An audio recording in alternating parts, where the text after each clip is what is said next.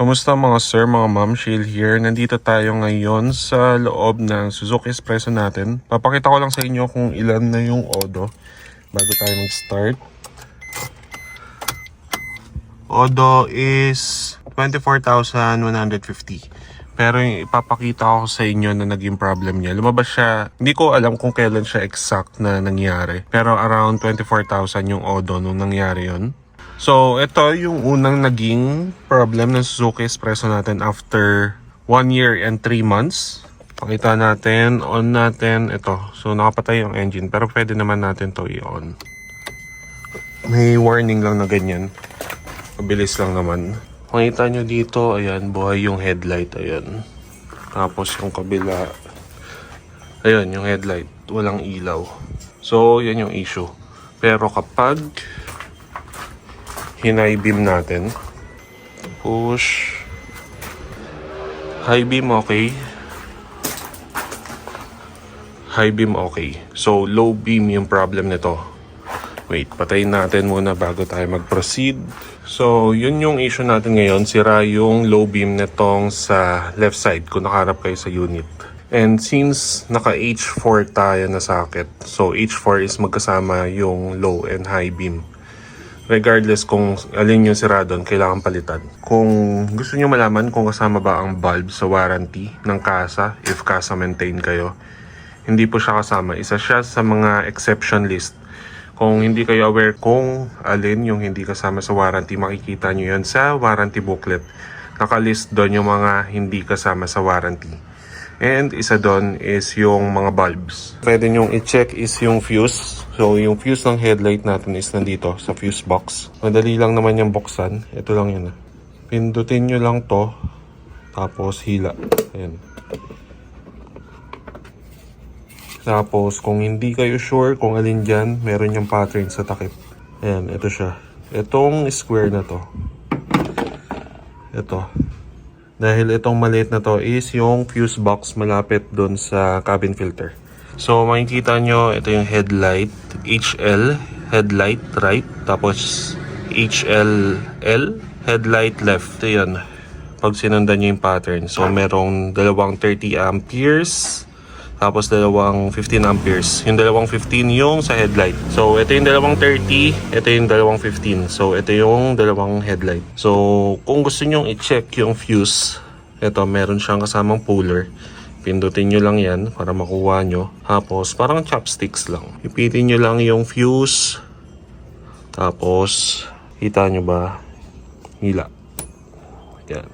So malalaman nyo kung sira or hindi yung fuse kung dugtong pa ba. Ayan. Kapag putol na yan sa gitna, meaning sira na yan. Pero ito buo pa naman. Just for additional information lang. Kung gusto nyo, i-check yung fuse.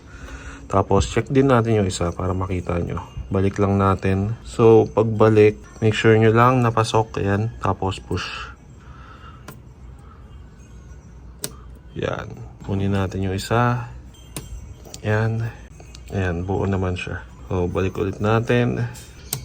Yan. May click yan. Maririnig nyo naman kung maayos yung pagkakabalik. Tapos yung cover. Yung ano pa pala. Yung puller. So lagay lang ulit natin dyan yung puller. Tapos yung takip. So ngayon palitan na natin yung bulb. So ito yung order nating bulb. Kakarating lang niya kahapon. And yes, bulb pa rin yung ipapalit natin. Pero ibang brand, which is Bosch. And original na Bosch. Since Shopee Mall natin to binili.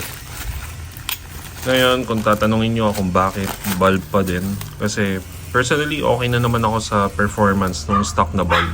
And kung magpapalit man ako, tulad ngayon, ng bulb, siguro nasa almost the same performance lang or specs yung gusto ko rin ipalit. Ayoko magpalit ng LED tapos yung LED na sabog naman yung yung ilaw. Pas tayo sa ganun. Kung gusto natin magpalit ng LED, mas trip ko yung mga retrofit. So, syempre, medyo malaking budget yung kailangan doon. Ngayon, kung napansin nyo, for me, medyo maaga bago nasira yung isang bulb natin. Imagine 1 year and 3 months. Pero yung Odo nasa 24,000. So, medyo nasa gamit na side. yung unit natin. Pero for me, medyo bata pa para masira yung bulb. Another reason din kasi kung bakit pwede mapaaga yung sira ng bulb is yung mga lubak-lubak na log yung bulb. So, pwede rin masira sa ganon. So, ito yung ilaw natin. Bosch H4. Make sure na H4 yung socket na bibili nyo in case na magpapalit kayo. Kasi kung hindi H4 yan, hindi nyo yan magagamit. Same specs lang yan. Nasa ano ba yun? 12 volts, 60, 55 watts. Pakita ko yung headlight natin mamaya na ganyan din yung nakalagay. Ayos yung casing acrylic. So, nabili ko to ng around less 500 pesos. So, mura-mura lang. So, sa white balance niya, nakalagay dito is 3,400. So, yung white balance ng stock is around, ayan, mga nasa 3,000. Yung medyo yellowish. So, mas whiter to ng konti, pero hindi yung super white. Kasi pag super white naman, yung mga, ito 5,000, okay pa nga yan eh. Pero kung mga 6,000 and above, tapos maulan, wala kayong makikita sa daanan gawa ng ulan. So, mas okay yung yellowish kung walang fog lights. Para, kumbaga, all-weather siya. So, ayan. Blue-coated yung bulb para mas maging cooler yung ilaw. Mas maputi ng konti. And kapag magpapalit ng bulb, make sure na hindi nyo hawakan ng naked hand ng balat nyo, yung bulb. Kasi yung oil sa kamay, didikit dyan. Tapos, possible masira yung bulb kapag uminit gawa ng oil. Unahin natin yung sira na side. Ayun yung sinasabi kong specs kanina. Ayun, may markings 12 volts na 60, 55 watts. So sa pagtanggal, nasa manual din naman yung steps kung paano siya tanggalin. Pero papakita natin. Pero kung interested kayo i-check sa manual, lalagay ko na lang dito kung saan page nyo makikita para mas mabilis. So first step, tanggalin nyo muna yung socket. Yan. Tapos, pag natanggal nyo na tong socket, ito naman, tong parang dust cover nya. So, meron yan parang dalawang dila. Ayan na. Yan yung pwede nyo hawakan. Pero since one hand lang tayo, try natin palit-palit.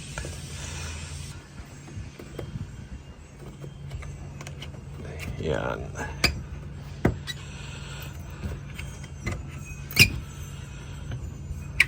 Tapos, tabi lang natin tong dust cover. Next is pagtanggal ng clip. Ayan, may clip yan. Nakakabit yan sa loob. Parang holder. Ayan, kung makikita nyo dito. Ayan yung dulo nyan. Yan, yung parang alambre na yan. So, yan yung naghahawak sa headlight. So, tanggalin lang natin. Push nyo lang to. Hindi ko sure kung nakikita nyo. Push. Ito. Tapos parang i-slide nyo lang. Ayan. Tanggal na siya. Tapos pwede nyo nang kunin yung headlight. Ayan. Compare natin yung size. Mas malaki si stock. Ayan. Compared kay Bosch. Actually meron din mas malaki si Bosch compared dito sa binili natin. Mas mahal ng konti. Pero hindi siya blue coated. Nabol ko yung blue coated dito para medyo mas maputi versus sa stock. Ito yung headlight natin and ikakabit na natin siya and hindi naman kayo malilito dito dahil meron siyang ganitong pattern, itong tatlo na to, parang dila din. Hindi nyo siya mapapasok kung hindi nyo itatapat yung pattern na yan. So, ayun siya. Ito siya. Sa dalawa, as isa sa taas. Ayan, tatlo. Lagay na natin. So, pasok lang natin yung bulb.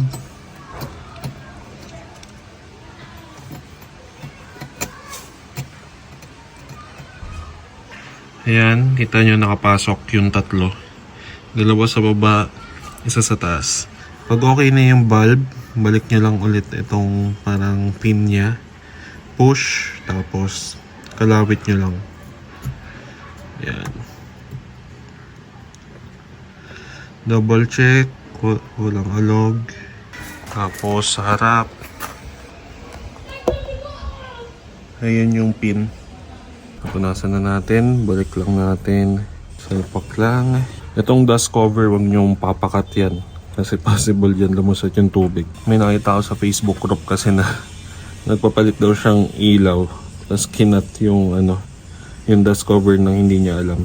Tapos, socket.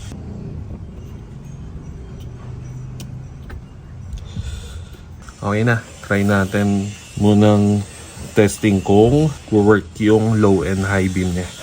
Ito yung itsura niya from inside. Okay, buhayin natin.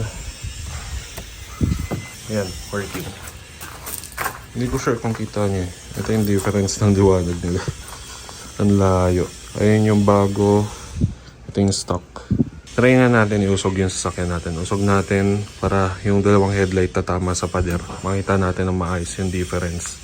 Okay, nausog na natin. Check natin. Low beam. Low beam muna. Ayan, yung difference. Linis ng cut-off niya. Ayan. Ayun yung stock. So, ayun, hindi nga siya nagkakalayo. Pero, mas maliwanag to. Siguro mga 50%. Mas malaki din yung sakop niya compared doon. Mas malapad din. Though, hindi natin kita ng buo doon kasi wala nang pader banda doon. Pero ayun, for me, mas maganda yung performance nito compared doon. Try natin high beam. Push. High beam. Ito yung sa Bosch. Ayun yung stock. Hindi ko sure kung halata, pero mas white to ng konti compared doon. Sa personal na tingin, mas white to versus doon. Mas maganda rin yung buga nito. Ayan. Tignan naman natin from inside ng sasakyan. So, naka light tint ako sa windshield. Ayan siya kapag nasa loob. Low. Mas kita na mas malaki yung ilaw nun. Parang mas sharp din yung cutoff line nun compared sa stock. And doon ako medyo focus nung naghahanap ng ilaw sa cutoff light niya. Ayan. So, light tint na X-Films yung gamit natin. Tapos, ayan yung itsura. Actually, okay na. Madalas ako magbiyahe ng gabi tapos sa bundok. Sa akin, okay na yung stock eh. Kaya tumagal din bago ako nagpalit. Napilitan lang ako magpalit dahil nasira yung isa. Nakarating na tayo ng Atok, Benguet, tapos Baguio, tsaka Bicol na stock light yung gamit. I mean, stock na headlight. Mas maganda pa rin talaga yun. So, palitan natin yung isa. Tayo muna natin tapos siguro mga 5 minutes bago natin palitan dahil medyo mainit yan. Okay, dito naman tayo sa kabila. Medyo masikip lang gawa nitong linya na to pero same process lang. Yan. Tapos yung dust cover natin na maalikabok.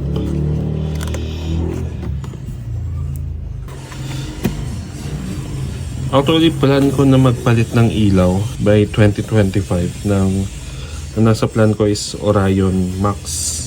Kaso yun nga, nasiraan naman tayo. So, kailangan magpalit. And most likely, bago to palitan, hintayin ko muna ulit masira para sulit. Okay din naman siya. Okay, dust cover. Tapos yung parang alambre. Ito, mas kita dito. Push. Ayan. Tapos, mainit ba? Wait, mainit. Basa kasi yung gloves natin eh. Okay. So, ayan na yung dalawa nating stock na LED. I mean, stock na headlight. So, tatabi ko yan. Baka dalhin ko pa rin yan sa biyahe in case of emergency. May pamalit tayo. Ito yung sira. Wala namang naiba sa itsura niyan. Working pa naman yung high beam nito. So, ito na yung ilaw natin. Same steps lang. Tapat nyo lang yung pattern niya sa ilaw. Pag okay na, lagay nyo lang tong pin niya. Push. Tapos, kalawit. Yan. Double check. Walang alog. Okay. Tapos sa harap. Ayun yung pin niya. Ayan. Balik natin yung dust cover niya. Napunasan na rin natin yan. Salpak nyo lang. Tapos push. Tapos yung socket.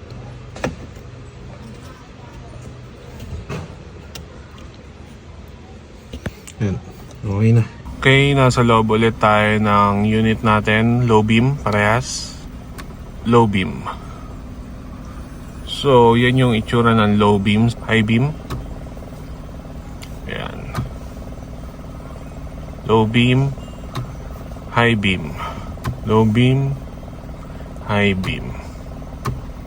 Try natin lumabas mamayang gabi. Doon natin i-end yung video para mapakita kung ano yung itsura niya. So, ayan ulit yung itsura ng installed na Bosch na halogen headlight. And pwede natin i-adjust yan pataas, pababa, or left and right. Depende sa anong trip natin. Pero hayaan muna natin kung ano yung setup niya nung pagkakuha natin ng unit. Siguro try natin laruin sa another video. Pero ngayon hayaan muna natin ganito. Tapos tingnan natin kung ano yung performance. Pero kung curious kayo kung paano siya i-adjust, eto. Kita nyo yun. Ito yan. Itong bilog na to, iikutin yan. Gamit screwdriver, papasok nyo dito.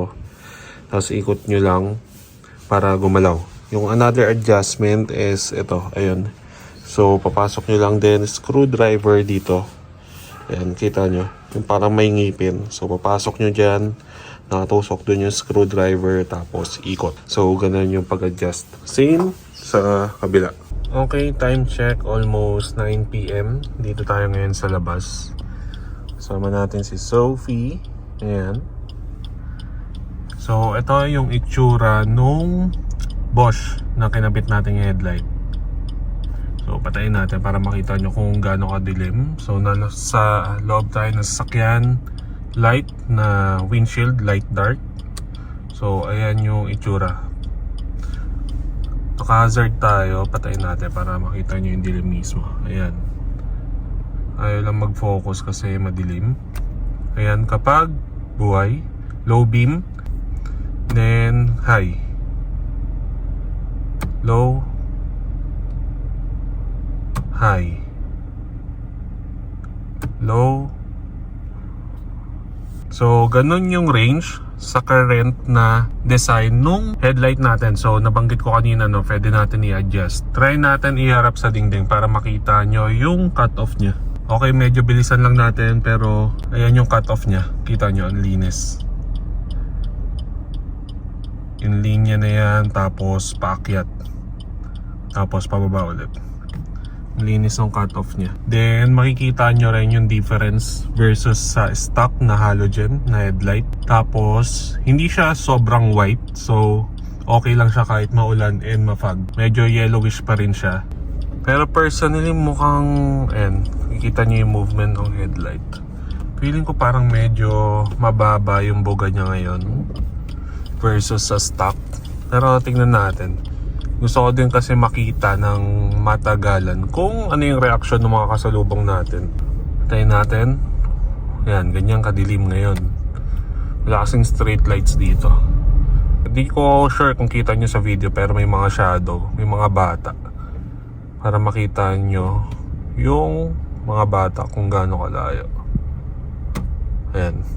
Kita nyo na ba? Patay din tayo dahil may sasakyan na nakatapat dito.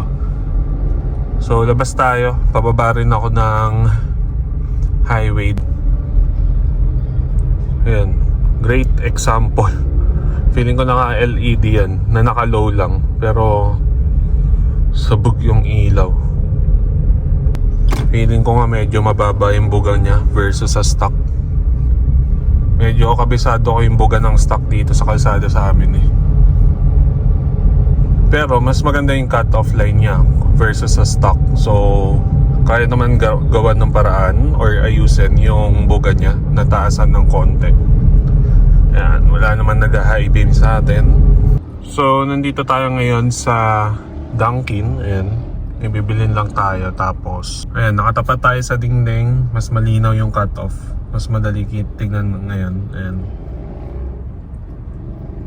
So may bibilhin lang ako dito, tapos balik tayo dun sa pinag-testingan natin kanina. Hindi ko pala napakita yung itsura niya kapag nasa labas ng sasakyan. Ayan, so pakita ko lang sa inyo. Bukas na lang tayo ng bintana para madali. So ayan yung itsura ng low beam. Ayan, yung coverage niya in terms of lawak. Itsura ng headlight natin ngayon. Yan. Try natin magpatay muna ng ilaw para makita nyo yung itsura pag walang ilaw. Yan. Yun yung kadilim. Park light. Yan yung itsura. Low beam.